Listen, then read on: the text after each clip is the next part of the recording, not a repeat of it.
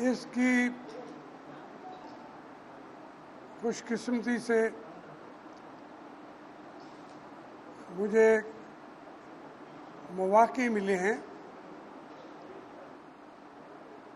और जो मौक़े नहीं भी मिले मैंने वो बाकायदा छीन के भी अपने शहर के लिए और जहाँ जहाँ का मैं MNA था वो चीज़ें मैंने यहाँ पे लाया, बनाई। ये शहर जो है ये गवर्नरों का शहर है। ये शहर स्पीकरों का शहर है। ये शहर वज़राए आला का शहर है, वज़ीर आज़म का शहर है। मैं तो एक पॉलिटिकल वर्कर था, एक सियासी मजदूर। उस सियासी मजदूर के बाद की भी अगर शाम को मजदूरी कोई और छीन जाए तो उस मजदूर की पोजीशन क्या होगी।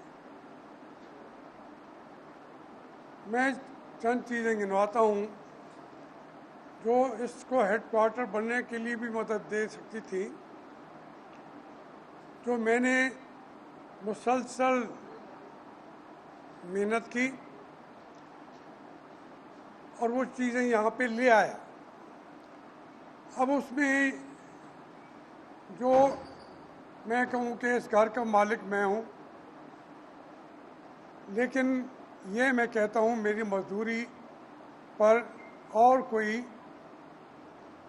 अपने नाम का नेम प्लेट लगा के तो मैंने कभी नेम प्लेट जिंदगी भर लगाई नहीं है। अब यहाँ पहले मैं MNA होता था देहात के हल्के से, मखदूम रशीद, बस्ती मलूक, जहानिया। फिर एक दफ़ा मेरे हल्के में कादरपुर राम भी आ गया।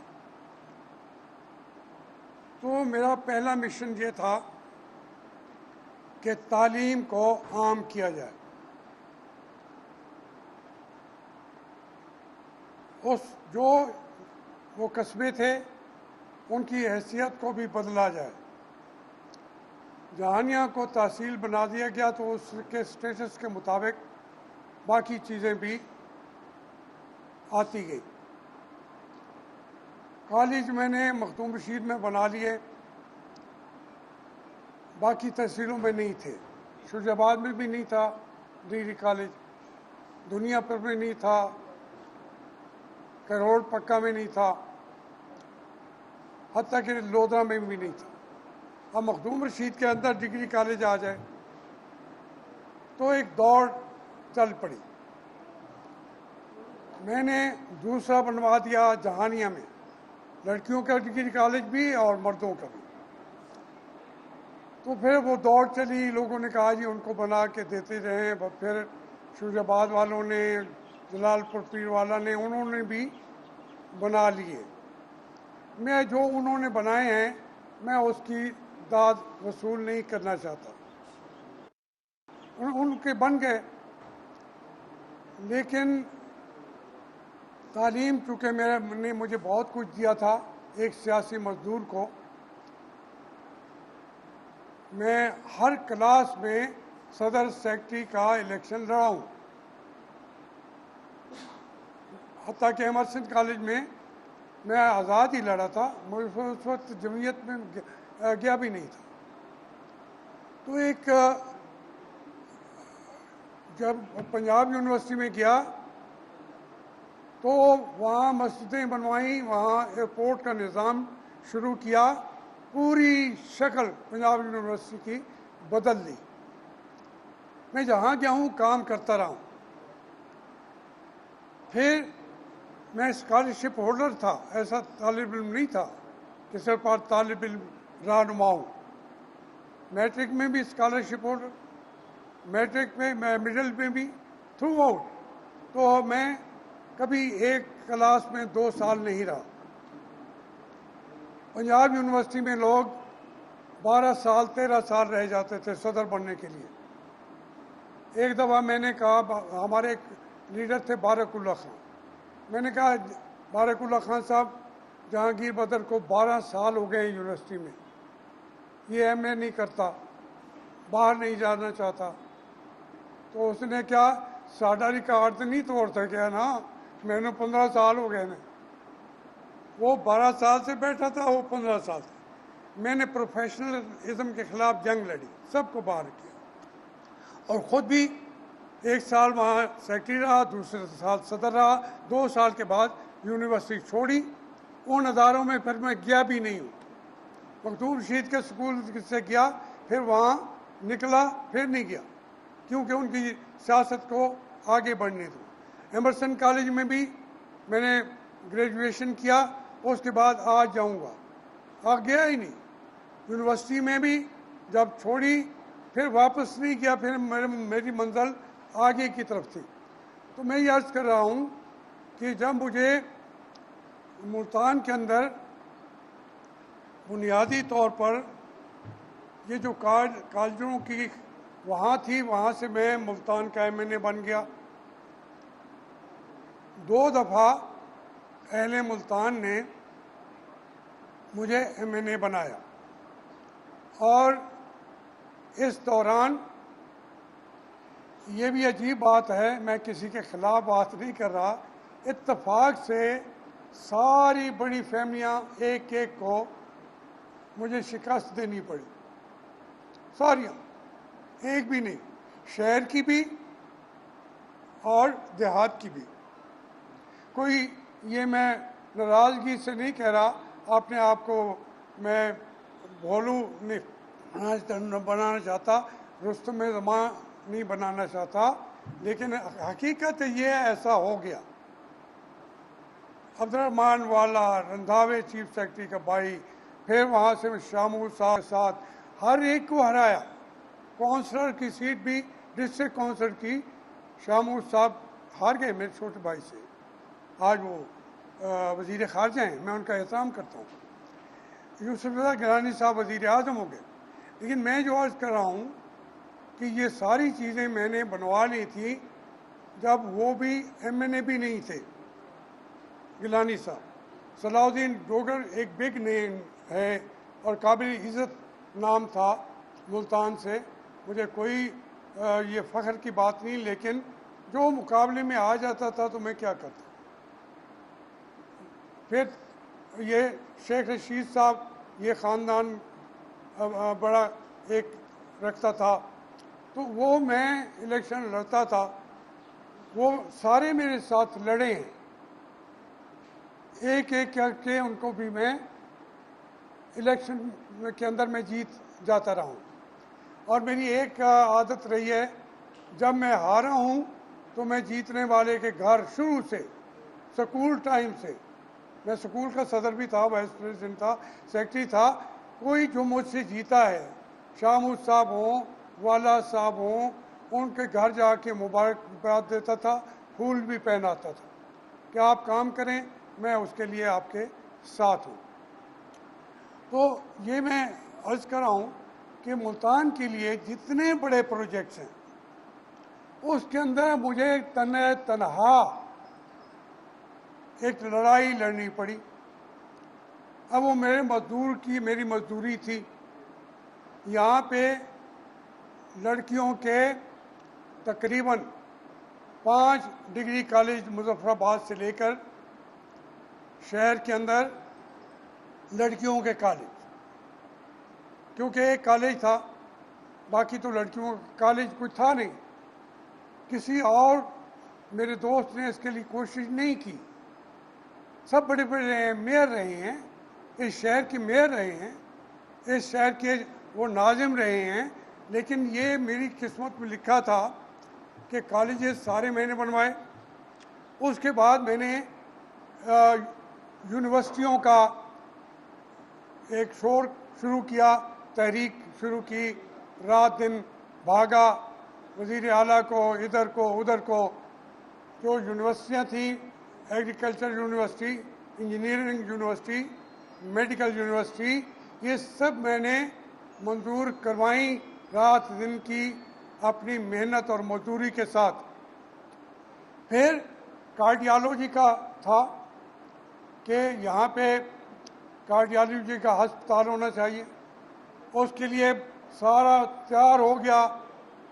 फिर हमारी हुकूमत चली गई तो उसके ऊपर बोर्ड लगाने का मौका चौधरी परवेज़ इलाही साहब को मिला। मैं इस एक कोठी के अंदर जगह महसूस नहीं करता था कार्डियोलॉजी के लिए, काफ़ी है। अब हमें फिर लेना पड़ा, मेहनत करनी पड़ी। यहाँ आपके सामने है, आपके सामने।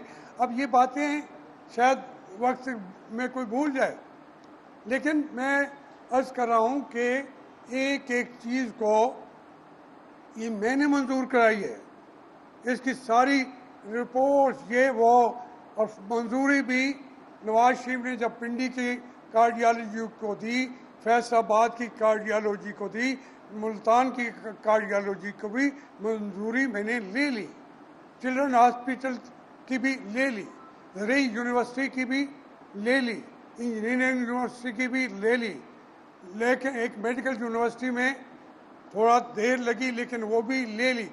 इस शहर में किसी बंदे ने उनका मुतालबा नहीं किया था। आपके अखबारात मौजूद हैं, मैं दावे से कह रहा हूँ, मैं ही मुतालबे करने वाला था, मैं ही प्रेस कॉन्फ्रेंस करता था कि ये चाहिए, ये चाहिए, ये चाहिए, और फिर मैं ही लेके आता था। इसी तरीके से यहाँ पे आपके ये जो है इंटरनेशनल एयरपोर्ट, ये 1999 में इसकी मंजूरी आ गई, 98 में यहाँ जहाज़ चल पड़े, यहाँ से दुबई, यहाँ से कुवैत, यहाँ से सऊदी अरब, यहाँ से ये दुबई, सारी 4 एयरलाइंस चल रही थी, बोजा एयरलाइन, फ्ला एयरलाइन। फिर इसके लिए पैसे मंजूर कराए, इसका नक्शा मंजूर कराया था। एक चीज़ मैं कहता था कि यहाँ ये छोटी हो जाएगी, उन्होंने कहा नहीं ये हम यहीं बनाएंगे, बना दें। ये नक्शा भी मेरा बनाया हुआ है, उसको बना दिया, लेकिन मैंने उसके ऊपर बोर्ड नहीं लगाया अपना, लेकिन रिकॉर्ड की जो फाइलें हैं वो बोलती हैं कि इसने बनाया। इसलिए जितने ये अदारे थे उसके लिए मेहनत की गई। कोई और आदमी आज कह दे कि उसने कादरपुर रामा का डिग्री कॉलेज उसने बनाया है, मैं माफ़ी भी मांगूंगा आप सबके सामने, और मैं अपनी ज़िंदगी में सियासत के अंदर नाम भी नहीं लूँगा। कोई कहे दे जहानिया को तहसील या उसके कॉलेजेस हमने बनाए हैं, कोई एक कह दे, एक सिर्फ ये कह दे, मुतालबा तो दिखा दे कि मैंने ये किया है। वसीम मलूक का, अच्छा, फिर मैं शहर में जब आया, किसी फर्द वैद ने ये मुतालबा ही नहीं किया। हाँ, इंटरनेशनल एयरपोर्ट के लिए यहाँ की जो ट्रेडर्स थे वो छोटा मोटा मुतालबा उनका अखबार में छपा। किसी सियासतदान ने, जो मेयर रहे हैं, जो यहाँ के MNAs रहे हैं, ये मुझे पता था कि ये चीज़ें हमें चाहिए। फिर फ्लाई ओवर्स का सिलसिला शुरू किया तो शहबाज शरीफ को ले जाके कचहरी के ऊपर खड़ा करके मैंने कहा कि यहाँ हमें फ्लाई ओवर चाहिए, वहाँ पे ट्रेन के नीचे हमें अंडरपास चाहिए। तो वो किसी और ने कहा भी नहीं है, यहाँ गवर्नर भी रहे हैं, यहाँ जमातें बर से इक़्तिदार भी नहीं है। पीपल्स पार्टी की एक जो उनकी सबसे पहली बात थी, ये ज़करिया यूनिवर्सिटी, ये भुट्टो साहब ने दी थी। इसके अलावा मुझे ना लिखे मोहसिन मुल्तान, वो जो लिखना चाहता है लिख ले। ये फ्लाई ओवर की इब्तिदा मैंने की, उसके बाद जो हमारी मोटरवे है वो मियां नवाज शरीफ की थी। फिर हमारी खुशकिस्मती थी कि हमारे शहर के वज़ीर आज़म हो गए चीज़ें जो बन रही थी, खुद उन्होंने कोई इनिशिएट करें कि ये प्रोजेक्ट मैंने इसको मैंने जहन में इसको बनाया है, नहीं। जो बन रहे थे उसके अंदर तो यकीनन वज़ीर आज़म के तौर पर भी उनका हिस्सा है। मैं शामूर साहब का भी किसी में हिस्सा होगा, शेख रशीद का होगा, हाजी बूटा का होगा, लेकिन सलाउद्दीन साहब का होगा। मैं किसी के खिलाफ या आज बात नहीं कर रहा, बाबू फिरोजुद्दीन का, लेकिन जो चीज़ों का नाम ले रहा हूँ ये मेरी मजदूरी है। खुदा के लिए इन पे ना अपने बोर्ड लगाएं। इनको इनके ऊपर अगर आप बार बार कहेंगे तो फिर कोई आदमी आपको अदालत में बुला लेगा, आपको सच बताना पड़ेगा। जो चीज़ें मैं बता रहा हूँ, इंजीनियरिंग यूनिवर्सिटी, अपना मेडिकल यूनिवर्सिटी, इसके लिए मुतालबा ही नहीं कभी किसी ने किया। अब जिस आदमी ने सारा कुछ बनाया है, मैंने ज़िंदगी में यकीन माने तकरीबन 135 हाई स्कूल मेरे जो हल्के थे वहाँ मैंने बनाए, तो वहाँ किसी के ऊपर मैंने जाके वहाँ तख्ती नहीं लगाई। मेरी सोच अजीब थी, पागलों की तरह। जैसे मेरी सियासत भी जो है वो अक्लमंदों वाली सियासत तो है नहीं। मैंने कहा कि ये जो स्कूल का पैसा उन्हीं लोगों का है, मैं उनका हक वापस लेके आया हूँ, तो या तो मेरे वालिद ने दिया पैसा, मैं तख्ती लगाऊंगा, ठीक है ना। ये वो चौधरी बूटा, जमाल बूटा था यहाँ पे, उसने निश्तर के लिए भी बेपनाह मेहनत की, लोगों ने उसको सराहा भी सही। अब नहीं है तो वो चले जाते हैं, नाम भी नहीं होगा, ज़रूरत भी नहीं है। एक चीज़ आप कर दें, वो उसके बाद जो है आपका ज़मीन, आपकी ड्यूटी थी, आपने अपनी ड्यूटी दे दी, ये एहसान नहीं चढ़ाए किसी पे। ये तो मैं अर्ज़ कर रहा था कि देखें, मैंने कहा था इस पे इतने जहाज़ आ जाएंगे। ये जगह थोड़ी सी छोटी है, दरिया के पार जैसे दुनिया भर में पार बनाते हैं। अब हमारे फौजी हजरात वहाँ जगह नहीं देते, लोग सड़कों पे बैठे होते। कभी लाहौर में ऐसा नहीं हुआ, पिंडी में नहीं हुआ, यहाँ बेचारे धक्के खाते रहते हैं। अभी चला है 22-23 एयर कंपनी आ गई। अल्लाह रहम करेगा, ये कोरोना तो दफ़ा हो जाएगा, ख़त्म हो जाएगा, अल्लाह करम करेगा। तो जो मुश्किलात हैं कौम उससे गुज़रती है, हम भी गुज़र रहे हैं। तो लेकिन हमने आगे की तरफ देखना है। किसने यहाँ पे जो फ्लाईओवर्स, वो यूसुफज़ाद साहब के फ्लाईओवर उनके बने हुए हैं, जिसमें शहबाज शरीफ ने पैसे देने थे, नहीं दिए, हालांकि मैं पैसे आधे ला चुका था। नहीं आओ, वो वज़ीर आज़म थे तो बनवा दिया। अब इसमें मैं ये गुजारिश कर रहा हूँ, इस बात में कोई बात मुझसे पूछ लीजिएगा, लेकिन खुदा के लिए ये पहली बात प्रेस कॉन्फ्रेंस से पहले मैं आप दोस्तों से ही बात कहना चाहता था। अगर आप भी मुझ जैसे मुतवस्सित तबके के एक सियासी मजदूर को, एक सियासी वर्कर को नहीं करेंगे तो बाकी तो बड़े लोग हैं, उनके तो रास्ते हैं। मैं ज़हनी तौर पे वो भी नहीं किया, वरना मैं भी सजादा नशीन तो हूँ मैं, तो मैं क्यों नहीं बना? क्योंकि मैं समझता था कि मैं अगर सियासत कर रहा हूँ तो फिर वोट भी पीरे मुरीद के ऊपर मांगना जो है नाइंसाफ़ी है कौम के साथ। मैंने कभी अपने नाम, मैं इसी तरीके से चलता गया। अब देखें, ये मैं कह रहा हूँ कि उन पर अब केस कोई कर देगा आइंदा से इन प्रोजेक्ट्स में, या तो बता दें कि जावेद हाशमी ने गलत बात की, बता दें, लगा दें उनका नाम, मैं भी आके माफ़ी मांगू। रात दिन मेहनत करते हैं, और ये कोई मुश्किल ऐसी थी कि हमें जगह नहीं देते थे आगे। ये चौक शहीदा वाला, वो वहाँ पे बैठे थे फायर ब्रिगेड वाले, वो डंडे लेके खड़े हो गए तो मैं भी डंडे लेके खड़ा हो गया, वरना मेरा तो काम नहीं था। आधा कब्जा दिया उन्होंने। भाई फायर ब्रिगेड तो ख़त्म हो गया, अब तो 1122 आ चुका है। एक जो टूटा हुआ ट्रक लेके बैठे हो, 5 कोठियों पे आप भी कब्जा है। तो वो थे मेरे यहीं के ताल्लुक वाले थे, वो मुझसे नाराज़ हो गए, उन्होंने फिर मुझे कभी वोट भी नहीं दिया। तो ना दे, अल्लाह ताला उनको खुश रखे।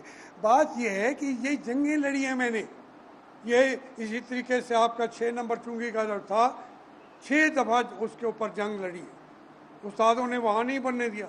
फिर पीछे एक कॉलेज खड़ा था, कोई बंदा जा ही नहीं रहा था, बड़ा अजीम बिल्डिंग खड़ी थी, मैंने जाके उस पर कब्ज़ा किया। तो लड़कियों का कॉलेज वहाँ जाके बना है। मेरी चूँकि सियासत दूसरी चीज़ें ऊपर चली गई, तो लोग समझते हैं जी कि इन्होंने क्या काम किया है। काम तो यहाँ मैं किसी से पीछे नहीं रहा, कोई सामना आके कर नहीं सकता। इसकी सीवरेज की मैंने 1948 से यह मलकानी का टोए के अंदर घुस के वहाँ से शुरू की, सीवरेज 6 दफ़ा बदलवाई है। लेकिन ये शहर चूँकि गहराई में है, मुश्किलात आती जाती हैं, तो वो ठीक हो जाएगा, काफ़ी हद तक हुआ भी है। लेकिन मैं किसी का क्रेडिट हो मैं उसका नहीं छीनूँगा, लेकिन ये मेहनतें रात रात को बैठ के हमने वहाँ जाके बैठ जाते थे। तो इसलिए अहले मुल्तान से गुजारिश ये है, कोई क्रेडिट लेना चाहे उससे पूछे तो सही, आपने कब मुतालबा किया था, किसी प्रेस कॉन्फ्रेंस में पूछें, लीडरों से पूछें, MNA जो यहाँ के ज़िले के बने हैं, कादरपुर से लेकर ये बस्ती मलूक तक और यहाँ तक मुल्तान शहर में, उनसे पूछें तो सही। खैर ये बात तो मैंने कर ली, आप लिख देंगे, मेहरबानी ना लिखें तो मैं तो जो कुछ इस एज में कर सकता था और मज़ीद भी जो सूरत होगी मैं काम करूँगा, कभी पीछे नहीं जाऊँगा। अब मैं आ रहा हूँ जो प्रेस कॉन्फ्रेंस की तरफ, वो ये है कि इस मुल्क के अंदर इस वक्त जो एक कोरोना की वबा है, ये इसको मिस हैंडल किया गया है। ये नहीं है कि कोई ये वो बन जाते हैं हम एक्सपर्ट हैं, वो रोज़ अजीब व गरीब बातें करते हैं, दुनिया हंसती है। कहीं का अभी कोई उनका वज़ीर उनकी कह रही थी कि 19 नुकात से बनता है, कवर्ड 19 के क्या क्या, वो ये तो छोटी बात है। बात ये है कि इस मुल्क को इतनी बड़ी वबा थी, पूरी कौम को उसके सामने नंगा करके खड़ा कर दिया, कपड़े उतार के कहा है कोरोना का मुकाबला करो। कैसे करेंगे मुकाबला? मैं देहातों में रोज़ाना जाता हूँ, मखदूम रशीद में, तो वहाँ एक आदमी नहीं लगता जिसने ये पहना हो, एक आदमी। वो मैं फिर बैठे बैठे मुझे शर्म आती है कि कहेंगे एक कोई अंग्रेज़ आ गया, फिर मैं भी उतार देता हूँ। ये इन्होंने शुरू में जितनी शिद्दत से लॉकडाउन करनी थी उस वक्त नहीं की, अब ये बेलगाम हो चुका है। अल्लाह मालिक है, जितने बच जाएंगे, और ज़्यादातर कहते हैं मरना बूढ़ों ने है। चलो कुछ तो जो निकम्मे बूढ़े हैं, मैं तो अपने आप को बूढ़ा समझता नहीं हूँ। मैं मतलब ये है कि इमरान खान 69 साल का है, मैं जुलाई में अभी 71 साल का हो जाऊंगा। मैं बूढ़ा हूँ, वो जवान है। ये आपकी जो आपकी मजाज यार में आता है ये तो ये मुल्क की सियासत में मैं बुनियादी बातें क्या करता हूँ। बात यह है कि ये जो मौजूदा पार्लियामेंट है, सारे लोग उसके पीछे पड़े हुए हैं, खुद पार्लियामेंट वाले भी, सारी पार्टियां। एक सिलेक्टेड हम कहते रहते हैं, दूसरे सिलेक्टेड बनने के लिए लोग तैयार होते हैं या उनको तैयार कर दिया जाता है। अब एक और सिलेक्टेड की तैयारी शुरू है। हमारी पार्टियां भी मुतालबे कर रही हैं कि जो ये जाए और लेके आए। मेरी पार्टी भी उनके ताल्लुकात वफाक के साथ करने वाला कौन है? ये सोचते ही नहीं है कि एक बहुत बड़ा जालिम इंडिया वो हमारे खिलाफ है, अमेरिका हमारे खिलाफ है, पूरा वेस्ट हमारे खिलाफ है। वो पाकिस्तान को देखना नहीं चाहते थे। वो लिख चुके हैं किताबों में, हर चीज़ में, कि आज नहीं 1910 से 1990 से लिख चुके हैं कि 225 में पाकिस्तान का ये नक्शा नहीं रहेगा। सामने आ रहे हैं वो निशान जो उन्होंने इशारे कर दिए हैं। खुदा के लिए हम उनके आला कार ना बने। हमें ये शौक़ हो कि हमारा कंट्रोल है, हमारी फ़ौज है, और रोज़ाना हमारे बच्चों की लाशें आ रही हों अपने घर से क्यों आ रही हैं? क्यों उन लोगों के, वो तो दहशतगर्द हैं, वो तो किसी का गेम खेल रहे हैं, लेकिन उनको किसने ये माहौल फराहम किया कि वो आगे बढ़ते जा रहे हैं और लोग उनकी बात मान रहे हों और हमारी ना मान रहे हों। ये बड़ी अफसोसनाक बात है। इसको हमारी जो क़यादत है, वो क़यादत यहाँ एक ही है, सियासी क़यादत यहाँ नहीं है। कोई सियासी कायद पाकिस्तान में बना भी नहीं है। मियाँ नवाज शरीफ ने 3 दफ़ा जंग लड़ी, तो अब कहाँ बैठे हैं, क्या कर रहे हैं?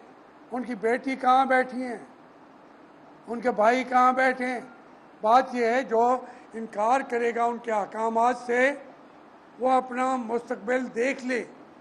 हम मेरा तो कुछ कर नहीं सकते, क्या करेंगे? मैंने देखें, मैं आज भी अपने दादे की ज़मीन बेच के आया बैठा हूँ। सिलसिला चल रहा है, 4 मरले बिकते हैं, 8-10 लाख का मरला, तो वो 2-3-4 महीने निकल जाते हैं। तो मैं तो मरले बेच के, मुझे किसी की चीज़ें मुतासर भी नहीं करती, दूसरों की जायदादें मुतासर भी नहीं करती।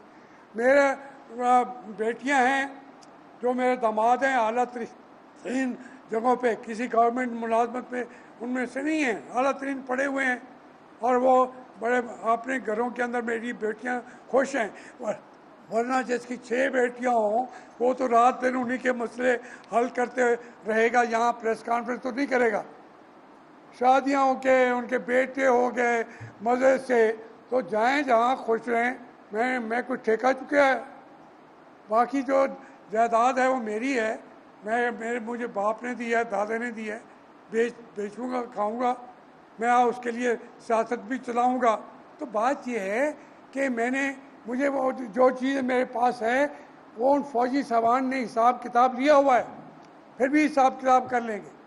एक मुझे थ्रेट किया था, अब वो थ्रेट भी खतरा नहीं आ रहा, पता नहीं, कि उन्होंने कहा था आपको हम ट्रैफिक के हादसे में एक्सीडेंट करके मरा देंगे।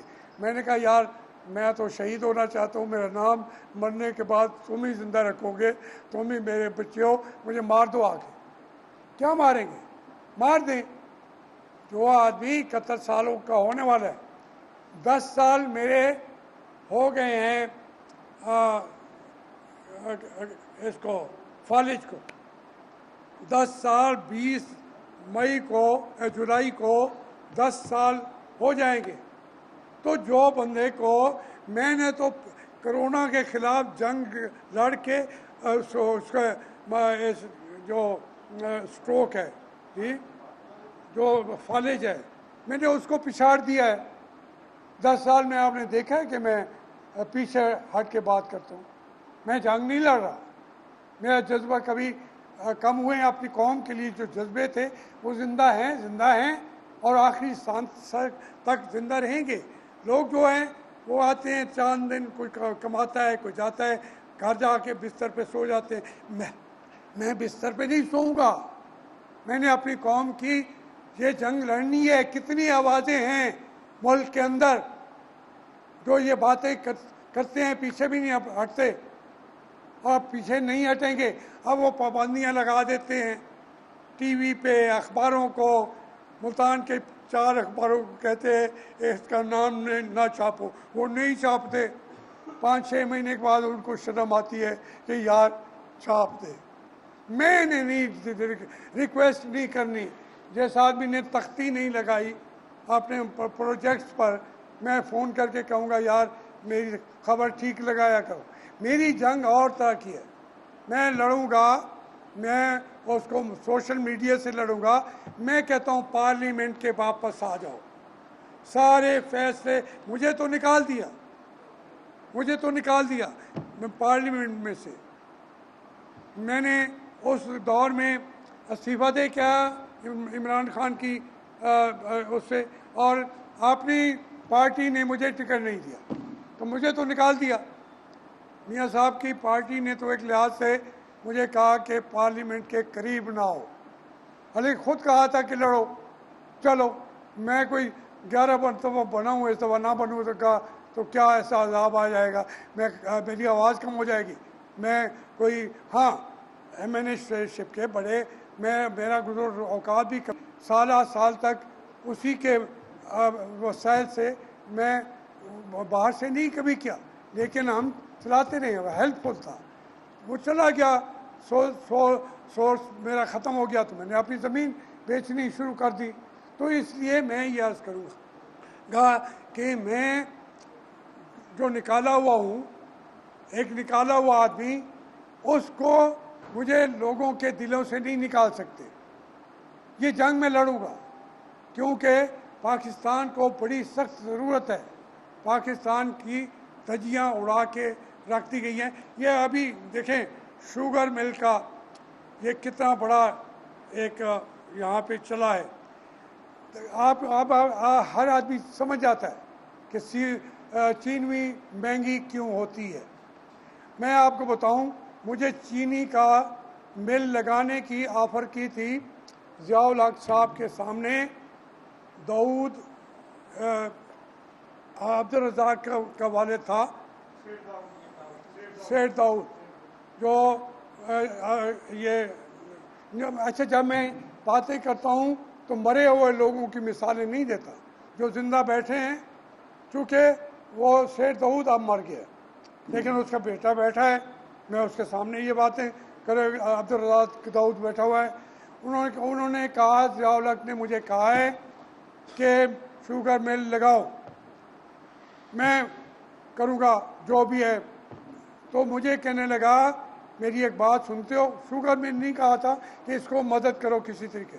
उसने कहा मेरी बात सुन लो जवेद आशफी, मेरे बेटे के हो क्लास फेलो, सियासत करनी है? मैंने कहा मैंने बन के अभी आया हूँ, क्यों नहीं करनी?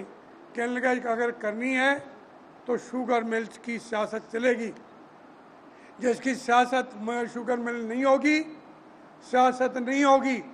मैंने कहा मैंने नहीं लगानी। तो कहने लगा फिर दौड़ जाओ, इस्तीफ़ा दो सियासत से। फिर मियाँ नवाज शरीफ ने कहा मुझे कि मुल्तान में बड़े बड़े लोग बैठे हैं तो उनका कैसे मुकाबला करेंगे। मैंने कहा जी मेरे वसाइल थोड़े हैं, मेरी मदद करते हैं मुल्तान के भी, जापान के भी, पाकिस्तान के भी, लाहौर के भी, हर जगह से दोस्त मेरी मदद करते हैं। मेरी सियासत के अंदर मैं उनको कहूँ जहाज़ लेना है तो वो भी लेके दे देंगे। उसने कहा नहीं, शुगर मिल चला गया आगे। आगे सियासत चलनी है शुगर मिलों की, तुम्हारे पास नहीं होगी, पीछे रह जाओगे। तो मैं पीछे तो रह गया उस मैनी के अंदर, लेकिन जो सियासत मैं खुद करना चाहता था स्कूल के वक्त से, उसमें मैं पीछे नहीं रहा। गुजारिश ये है कि ये शुगर मिलों की सियासत का दौर में जो कुछ हुआ है उसको कितने खूबसूरत अंदाज से इमरान खान उसके ऊपर पर्दा डाला है। ये पर्दा डाल के किसी को सजाएं भी नहीं होगी। लोगों का 56 रुपए से 80 रुपए तक शुगर चली गई। भाई तुम अगर या तो आवाम को वही 56 रुपए का किलो दे दो, नहीं करेंगे। ये कमीशन, वो कमीशन, ये कमीशन, मेरी बात सुन लें, ना पढ़ा करें, ना सुना करें, पागल हो जाएंगे। कोई कुछ नहीं होना, कोई चीनी सस्ती नहीं करेंगे। ये जो हुकूमतें हैं ये लोगों का लहू पीने के लिए आती हैं। आप बिजली के देख लें, ये सारे के सारे ये सिर्फ शुगर में नहीं है, आगे इनके आईपीपी में देख लें, अरबों रुपए, खरबों रुपए उनको चले जाते हैं।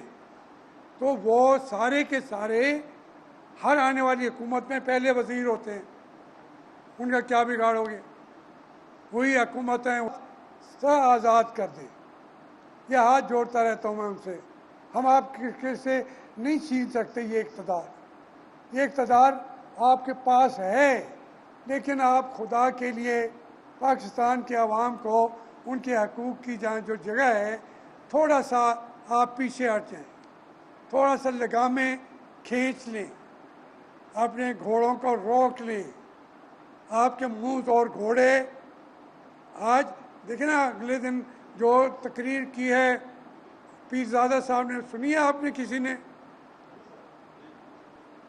सोशल मीडिया पे नहीं सुनी, असम्बली के अंदर भी नहीं सुनी, किसी एक दो आदमी ने सुनी है। जो कुछ उसने कह दिया है, मैंने कल उसको फ़ोन किया, मैंने कहा मेरी सारी तकरीरें, सारी प्रेस कॉन्फ्रेंस तुम्हारी एक तकरीर पे कुर्बान। सोशल मीडिया पे है, रिकॉर्ड पे है, एक एक बात उसने खुद खुल के कही है। तो उसने कहा जी सारे जर्नलों को ज़मीनें ले लेते हैं, पानी सारा जर्नल छीन लेते हैं। मैं यहाँ कहता रहा हूँ नंबरदारों के यहाँ, मैं देखे ना बार बार बलूचिस्तान में परवेज़ मुशर्रफ नंबरदार है ना, परवेज़ मुशर्रफ नंबरदार है, उस नंबरदारी के भी मिले हैं। ये असलम बेग नंबरदार है, सारे कोर कमांडर 9 कोर कमांडर नंबरदार बन गए। पैसे के ज़मीन के पीछे, प्लाट के पीछे इस तरह भागते हैं कि आप बिल्कुल दिखा दें और फिर ये उसके पीछे भागते हैं। एक फाइटिंग आर्मी होती है हमारी, ये कमर्शियल आर्मी बनती गई है। और अब जो ये खा के पल के बढ़ गए, अब कुर्बानी का वक्त है। इंडिया जो है वो ख़तरनाक मुल्क बन रहा है, मुश्किलात उनके अपने अंदर की हैं, वो मारेंगे हमें, हमें अंदर से भी मार रहे हैं, सिर्फ फ्रंटियर पे नहीं मार रहे, हमें अंदर से भी मार रहे हैं। हर जगह पे उनके काम करने वाले, उनके तनख्वाहदार मौजूद हैं। कल आपने ये सुना नहीं है MQM का कि उसने कहा कि मैं इंडिया के पैसे मुझे मिलते थे, और ये कभी भी उन्होंने कराची को 30 साल सुकून से रहने नहीं दिया। उनको सपोर्ट कौन करता था? परवेज़ मुशर्रफ साहब। जब कौम खड़ी के खिलाफ हो जाती थी, परवेज़ मुशर्रफ आके उसके साथ खड़ा हो जाता था। जी मैं तो कह रहा हूँ, अगले 5 साल बहुत ख़तरनाक हैं बलूचिस्तान के लिए। पाकिस्तान का हिस्सा, मुझे तो खुद कहा था मशरक़ी पाकिस्तान हमसे अलग हो जाएगा, मैंने कहा जी वो चला जाएगा। कहने लगा ये चूँकि हमारे अंदर के इलाके हैं, बलूचिस्तान वगैरह करीब के, वो 1000 मील दूर है, हम इनको तो देख लेंगे, ये देख लेंगे।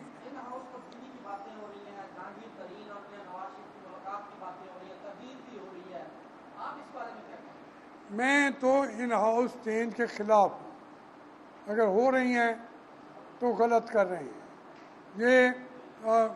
ये चाह रहे हैं भाई चेंज, मैं उसका जमहूरी तौर पे हक में हूँ, लेकिन कोई बाहर से बैठ के एक सिलेक्टेड को तो देख चुके हो, फिर उसके ज़रिए और सिलेक्टेड ले आओ, ये सियासत की अभिजत से भी नावाकिफ़ लोग हैं। इसलिए इनको ये इन हाउस चेंज आनी चाहिए जमहूरी अंदाज में, कोई रुकावट भी नहीं है, वो जमहूरी अंदाज है। उसके अंदर तो मैं जो आपको कार्य कर रहा हूँ ना, मैं वोट का, मैं जब पैदा हुआ शायद मखदूम रशीद से, वहाँ से इलेक्शन इलेक्शन इलेक्शन, जो इलेक्शन इक्वली टू जमहूरियत है, मैं उसी में लड़ता गया हूँ। कहीं मेरी पाँव में लर्जिश नहीं आई। ज़िया-उल हक के दौर में भी मैं मेरे साथ थोड़े सा उन्होंने गलत बयानी की, मुझे कहा कि हम सिर्फ इलेक्शन कराना चाहते हैं।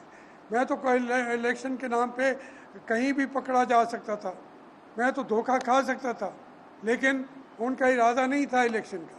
तो इसलिए ये इमरान खान का तो हक है एज वज़ीर आज़म, आज असेंबली तोड़ सकता है अभी। तो ये इन हाउस चेंजेस के लिए भी कोई ये मकसद नहीं है कि एक आदमी को सिर्फ हटाना है। आप सारे मिल के बैठें, देखें कि यहाँ मामला, लेकिन ये हकीकत है जो इन हाउस चेंजेस की बात करते हैं कि मुल्क नहीं चल रहा, बिल्कुल स्टैंड स्टिल एक जगह पे आके रुक गया। आजमी साहब, आप रूल ऑफ लॉ और आइन की बात करते हैं, इलेक्शन की बात करते हैं। मौजूदा गवर्नमेंट में अवामी मैंडेट को कौंसल रोककर हुकूमत चलाने में शहबाज गिल, जुल्फी बुखारी, अपना नदीम अफजल चंद, सानिया निश्तर, ये गैर इलेक्टेड लोग, जफर मिर्जा, गैर इलेक्टेड लोग चला रहे, तो अवामी मैंडेट को रोक दिया गया है। आप क्या कहेंगे? देखिए, जो इमरान खान की बात हम करें ना, मैं माफ़ी चाहता हूँ, मैं वो पहला शख्स था जिसने तमाम उसके अज़ाइम देखे, अपने सामने चीज़ें होती देखी। मैंने कहा इमरान खान, तुम्हें जो वज़ारत उज़्मा का लालच है वो शायद तुम्हें मिल भी जाए, लेकिन मुल्क को तबाह ना करो। वो कभी बिलीव ही नहीं करता इलेक्शन में, वो बिलीव ही नहीं करता इलेक्टेड लोगों में। वो जो उसके चमचे होंगे इलेक्टेड, उनके हक में सपोर्ट करने के लिए उनको भी सिर्फ रखेगा चैनल पे जाके बातें करने के लिए। वो चाहता ही यही है टेक्नोक्रेट्स की हुकूमत, और ये सूट करता था हमारी अस्करी क़यादत को भी। लेकिन दोनों ने मिलके ये कैबिनेट बनाई। हमारी जो सुप्रीम कोर्ट के जजेस हैं, आप देखना फाइज ईसा के साथ क्या हो रहा है, नाक रगड़वा रहे हैं उसको, उसके बाप को, उसकी माँ को, उसके बेटे के, उसके, ये सारा अकाउंटेबिलिटी मैं निकल के आया हूँ इससे। एक एक चीज़ मेरी जांची गई है। उसको, वो चीफ जस्टिस है, छोटी बात नहीं है, अपना कल का चीफ जस्टिस है या सुप्रीम कोर्ट का जज, वो तो आज है ना। तो ये जब किसी को नहीं चाहते, वहाँ पे हमारे हज़रत जनरल फैज़ साहब जो हैं, वो उन्होंने रगड़ा निकाल देना है। उसने लिखा था कि फैज़ अली के ख़िलाफ़ आप एक्शन लें, उसको बनने देंगे, वो चीफ जस्टिस बनेगा। ये जितने फैसले उसके हक में भी हो जाएं, रास्ता वो निकाल लेते हैं।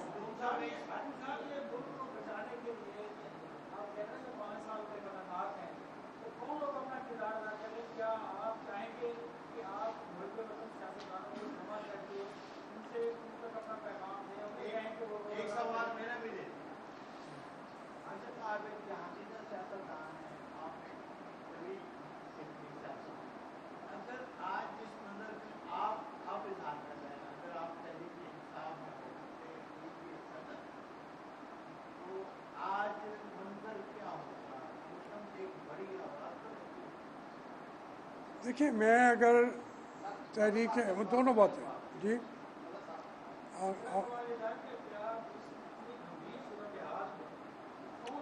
मैं दोनों मिलते जुलते बातें हैं। थोड़ा सा वो रोल और उन्होंने दे दिया, आपका मेन रोल है। देखिए, बात ये है, मुझे एक एहसास शुरू से था कि मेरे वसाइल महदूद हैं। मैं पार्टियों में काम कर सकता हूँ, पार्टी मुझे टिकट देगी तो मैं उसको सीट में बदल के वापस दे दूँगा। मैं अकेला आज़ाद खड़ा हूँ तो शायद मैं जीत भी ना सकूँ। पार्टी पॉलिटिक्स में चूँकि बिलीव करता था, उसी तरीके से मैं चलता गया। अगर मैं अकेला खड़ा होता, मैं आज़ाद हूँ, तो मैं कभी भी शायद ना जीत सकता। अब पार्टियां कौन सी रह गई? 3 पार्टियां हैं, बाकी भी हैं। तो उसमें पीपल पार्टी है, उसमें हमारे तहरीक इंसाफ है और मुस्लिम लीग नून है।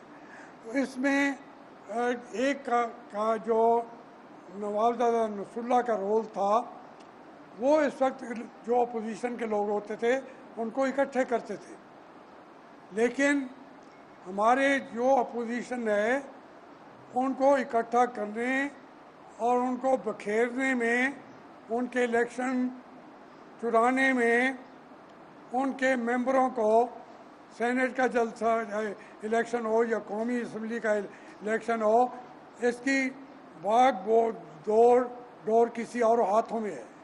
वो उनको निकाल के, यानी आप देखें यहाँ बैठे हैं 60 मेंबर सेनेट के, यहाँ बैठे हैं 20 मेंबर। जब रिज़ल्ट आएगा तो 20 वाले 60 हो जाएंगे और 60 वाले 20 हो जाएंगे। ये सियासत बहुत ज़्यादा अब गुंजलक हो गई है, बहुत ज़्यादा कंट्रोल हो गया है। मैं इस सूरत में मैंने तमाम सूरतें देखी हैं। मैंने तहरीक इंसाफ में मैं उस वक्त मैंने छोड़ी जब मैंने देखा कि इमरान खान अकेला वहाँ का, वो किसी की बात ना सुनता है, उसको कहीं और से हिदायत मिल रही थी। इतना अकल भी नहीं है, सच्ची बात है, इतना अक्लमंद भी नहीं है जो क्रिकेट में वो फेंक लेना और बैट उठा लेना, ये जहानत के इस्तेमाल की जगह नहीं है। 40 साल उसने बैट के साथ ज़िंदगी लड़ाई है, 43 ईयर्स। तो हमारी तो 50 साल 55 साल लग गए, तो वो उसने इजी रास्ते अख्तियार किए। वो कभी जेल नहीं गया, डरता है वो, उसकी ज़ात की बात है, फिर मैं ना ही करूँ तो अच्छा है। मसला ये है कि एक ही रास्ता है, एक। मैं बिला वजह नहीं कह रहा कि हमारे जो कज़ा कदर के मालिक हैं अल्लाह ताला के बाद, वो अपनी आँखें खोलें, वो अपनी आँखें खोलें। वो हमारे जैसे किसी बीवी का जो मजाजी खुदा है, तो मजाजी खुदा के पास सारे इख्तियारात होते हैं। हम अपने मजाजी खुदा से कहते हैं कि खुदा के लिए मेरे मजाजी खुदा हम पे रहम कर, इस कौम पे रहम करो, हमारे मजाजी खुदाओं। हम हाथ जोड़ते हैं, हम आपके सामने खड़े कर, इससे मैं क्या करूँगा? मैं इकट्ठा कर लूँ तो बंदे ही पूरे बाहर और निकलें, इकट्ठा करता रहूँगा। मैं तरीके से वो हाँ मैं सदर बन जाता। देखिए ना, हाँ आप सोचते हैं, मैं ये चीज़ें मेरे जहन में कभी आई नहीं हैं। वज़ीर बनना खुदा 2 दफ़ा मेरे घर आके मिन्नतें की। शहबाज शरीफ ने, चौधरी निसार में जब मैं नाम लेता हूँ तो वो दूसरे तरह कह देते ये गलत बात कर रहा है। मियाँ नवाज शरीफ ने यहाँ एयरपोर्ट पे कहा, चौधरी बूटा भी साथ कर रहा था, कि अगली दफा जी हूँ तुसी आ रहे हो कैबिनेट के विच। मैं कि मियाँ साहब मैं तो बनना ही नहीं, मैं तो फैसला कर लिया, मैं नहीं बनागा। उन्होंने कहा नहीं तुसी अख्तियार मैंने दिता सी। मैं क्या दिता सी, मैं वापस भी ले लिया, मैं वज़ीर नहीं बनागा। कल ले मैं जो वज़ीर नहीं बना, मुशर्रफ के दौर में नहीं बना, तो मैं क्या चाहता हूँ? मैं अगर मैं इमरान खान को कम अकल कह रहा हूँ, तो मैं आपके लिहाज से कम अकल तो मैं हूँ, इमरान तो नहीं है। वो तो वज़ीर आज़म बना बैठा है, मैं कम अकल हूँ। अब मुझे इसी कम अकली के साथ आखिरी सांस तक रहने दीजिए। आखिरी साहब ये बता दें कि कई माह से मकबूजा कश्मीर लॉकडाउन है, इसके साथ साथ गैर मुस्तकिल मेंबर बन गया इंडिया यूनाइटेड नेशन का, तो खारजा देखिए को आप कैसे देख अब रहे हैं? अब ये इंतहा की बदकिस्मती है। मजाजी खुदा। बात ओवर वाला अकीदा नहीं साहब, एक मिनट, बात ओवर वाला सवाल तो वो मैं सुन लेता हूँ।